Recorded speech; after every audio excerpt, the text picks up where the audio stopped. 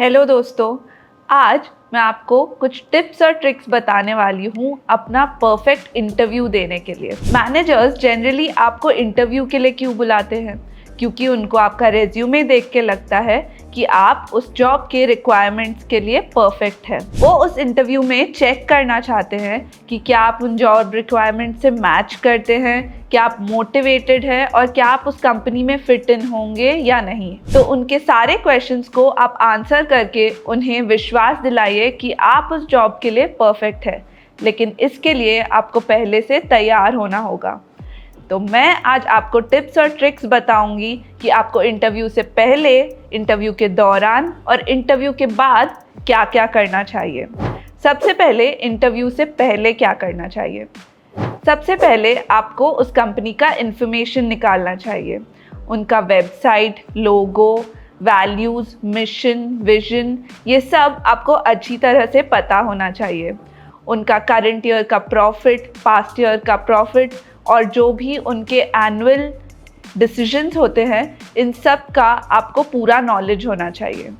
उसके बाद the second tip is to know the interviewer. अगर आपको पहले से पता है कि आपका इंटरव्यू कौन लेने वाला है, तो आप उनका पेज लिंक्डइन या उनके वेबसाइट पर देख सकते हैं। आप उनके हॉबीज़ फाइंड आउट कर सकते हैं या वो कहाँ से हैं, कहाँ से पढ़े हुए हैं, ये भी फाइंड आउट कर सकते हैं और एक कॉन्वर्जेशन पॉइंट बना सकते हैं इंटरव्यू में। उसके बाद तीसरा टिप है चेक द जॉब डिस्क्रिप्शन। वो जॉब की क्या क्या रिक्वायरमेंट्स है वो आपको अच्छी तरीके से रीड आउट कर लेनी चाहिए ताकि आप कुछ भी मिस आउट ना करें। उसके बाद फोर्थ टिप है fit in the skills and requirements. आपकी जो भी स्किल्स है उन्हें आउटलाइन कीजिए, उन्हें बताने की कोशिश कीजिए कि ये सारी स्किल्स उनके जॉब के लिए कैसे परफेक्ट है। अपने रेज्यूमे में कुछ चेंजेस बनाइए जॉब डिस्क्रिप्शन को देखकर। अगला टिप है make a list of questions. आप कुछ क्वेश्चंस का लिस्ट बनाइए जो आपको पूछे जा सकते हैं इंटरव्यू में। अगर आपको उस क्वेश्चंस के आंसर्स नहीं पता है, आप सोशल मीडिया या गूगल में फाइंड आउट करके उसके आंसर्स ढूंढ सकते हैं और पहले से प्रिपेयर्ड हो सकते हैं। उसके बाद कंडक्ट अ मॉक इंटरव्यू। आप अपने दोस्तों को या रिलेटिव्स को या पेरेंट्स को कह सकते हैं कि आपके लिए एक मॉक इंटरव्यू कंडक्ट करें। वो आपको क्वेश्चंस पूछेंगे और आप बिल्कुल इंटरव्यू के सेटअप की तरह आंसर्स देंगे। इससे आपका कॉन्फिडेंस बहुत बढ़ जाएगा कि आप अच्छे से आंसर दे पा रहे हैं या नहीं। अगला टिप है ऑर्गेनाइज योर डॉक्यूमेंट्स। हर डॉक्यूमेंट जैसे कि resume, photographs, IDs, cover letter, इन सारे डॉक्यूमेंट्स के दो कॉपीज साथ में लेके जाइए। अगर इंटरव्यूअर्स ने कुछ और डॉक्यूमेंट्स मंगवाए हैं या लैपटॉप या नोटबुक कैरी करने को कहा है तो वो भी साथ में ज़रूर लेके जाइए। इन्हें मिस करना बहुत गलत होगा। ये सारे डॉक्यूमेंट्स आपको एक फ़ोल्डर में नीटली ऑर्गेनाइज कर लेने चाहिए ताकि वहाँ अगर आपको कुछ भी डॉक्यूमेंट पूछा जाए तो आप आसानी से उसे फ़ोल्डर में से निकाल कर दे सकें। इससे पता चलता है कि आप कितने ऑर्गेनाइज्ड हैं। अगला tip check your social media presence. Interviewers generally आपका सोशल मीडिया प्रेजेंस चेक करेंगे। वो गूगल करेंगे आपका नाम या फिर आपकी कॉलेज। आप अपना इंस्टाग्राम प्रोफाइल या फेसबुक प्रोफाइल भी चेक कर सकते हैं कि कहीं उसमें कुछ उल्टा सीधा ना हो। अगला टिप है चेक योर इंटरव्यू ड्रेस। आपको इंटरव्यू के लिए हमेशा फॉर्मली ड्रेस्ड होके जाना चाहिए। एक अच्छा सा नीटली आयर्न शर्ट और ट्राउजर्स परफेक्ट है। आपको फॉर्मल शूज़ और परफेक्ट सॉक्स भी पहनने चाहिए। You should have a neat look. ये है सबसे important point of an interview. उसके बाद चेक द डायरेक्शंस। अगर आपको सुबह उस इंटरव्यू के लिए जाना है तो बेहतर होगा आप पहले से उस जगह पहुंचने के डायरेक्शंस चेक कर ले और पता कर ले कि कितना टाइम लगेगा वहां पहुंचने के लिए। ये थे इंटरव्यू से पहले के टिप्स एंड ट्रिक्स। अब इंटरव्यू के दौरान आपको क्या करना चाहिए ये मैं आपको बताती हूँ। सबसे पहले आपको टाइमिंग का ध्यान देना चाहिए।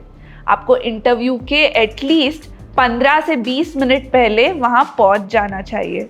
अगर आप बिल्कुल इंटरव्यू के वक्त पहुँचेंगे तो आपको गड़बड़ महसूस होगी और आपको सब कुछ बहुत जल्दी करना पड़ेगा। 15 से 20 मिनट पहले पहुंचने से आपको सांस लेने का मौका मिलेगा, वहाँ का माहौल देखने का मौका मिलेगा और उसके अकॉर्डिंग आप सेटल हो पाएंगे। अगला टिप है maintain a proper body language. जब आप इंटरव्यू में हैं, आपका बॉडी लैंग्वेज ऐसा होना चाहिए कि आप बिल्कुल कॉन्फिडेंट लगे।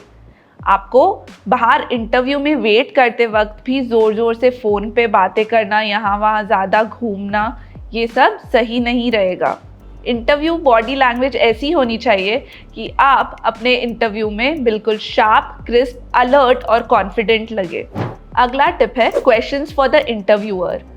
जब भी हम इंटरव्यू अटेंड करते हैं, इंटरव्यू के बाद या इंटरव्यू के एंड में हमें पूछा जाता है कि हमारे पास उनके लिए कोई क्वेश्चंस है या नहीं।